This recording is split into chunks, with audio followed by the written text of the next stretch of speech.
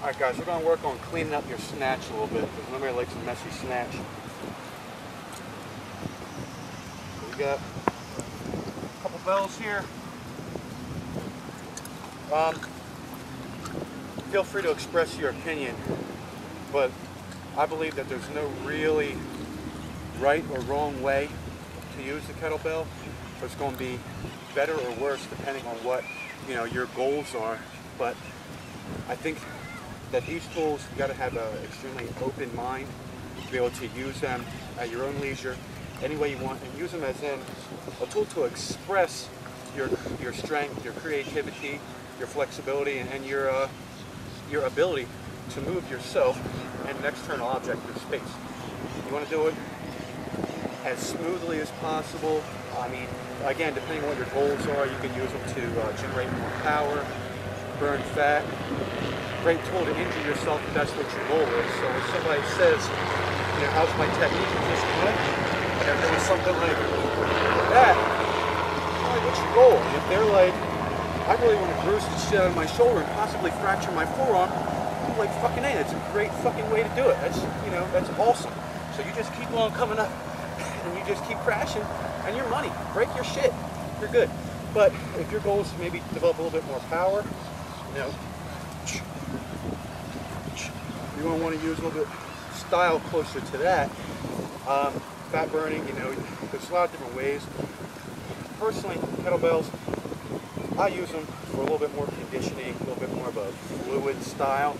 Like I said, there's various ways, but I'm going to do something a little bit more fluid in this way, because if I want to generate more power, I think there's a better tool, in my opinion. In my opinion, it's a better tool. You can use barbells and things like that. Explosive quick lifts, okay? Kettlebells are still great. They're still very usable. Still extremely valid. Just not my preferred tool. I'm going to use the kettlebell for a little bit more conditioning, higher rep exercises. Because of the fluidity, the circular motion, I use the flow and the fluidness of the bell for that particular goal, okay? So, with that being said, cleaning up your snatch, you should be able to get the bell in a decent position. You should have some solid presses with the weight. So if you want, you get it right up to the other hand, use your other hand to get in the position. First, establish a good position. That depends on having a good grip in the position. But you see how low the handle is in my hand. As I get that bell up, I'm going to shoot my hand through to get it as deep in there as possible. This side of the handle is right there against my forearm. This is nice and deep. If you're up here catching it and I see a bunch of palm under that handle, not good. Okay, it's not very efficient. On the return, I'm just going to open my palm towards the sky. Once I get here, I literally just drop it. And there's a disconnect between the bell and my handle for a microsecond, just a fraction of a second. And I'm literally going to slide my hand out without grinding, without keeping a tight grip on the handle. I relax my hand, relax the hand, keep a loose grip, slide my hand out, catch it in the hooks. I'm going to use those fingers as a hook. I'm going to catch it, and I'm going to return. Okay, so it doesn't matter if you're snatching or cleaning. I can turn my palm up, catch it, and on the way up, I shoot it to the bottom of my hand. Okay? You need to start by bringing it down. It's called a half snatch. Snatch, bring it down to the rack, then return. Okay, so on the way up and on the way down, right in the middle here, all the power is generated from the back through this pop.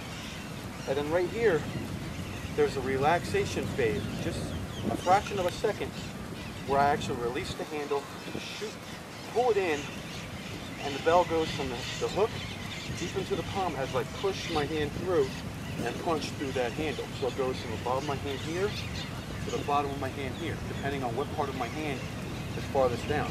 So here to there, it literally just jumps. Try and do a couple reps in slow motion. Turn my palm here, catch.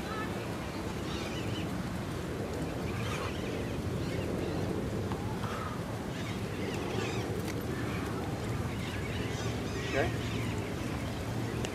When when using the bells, you really got to use only as much energy as necessary. You don't want to snatch with 100 pounds of force if you only have a 35-pound bell. Okay? Use what you need. Don't overdo it. Make it look easy. Always make your exercises look easy. If everything is extremely arduous, you're obviously going to be overdoing it, not being very fluid, not very efficient. Okay?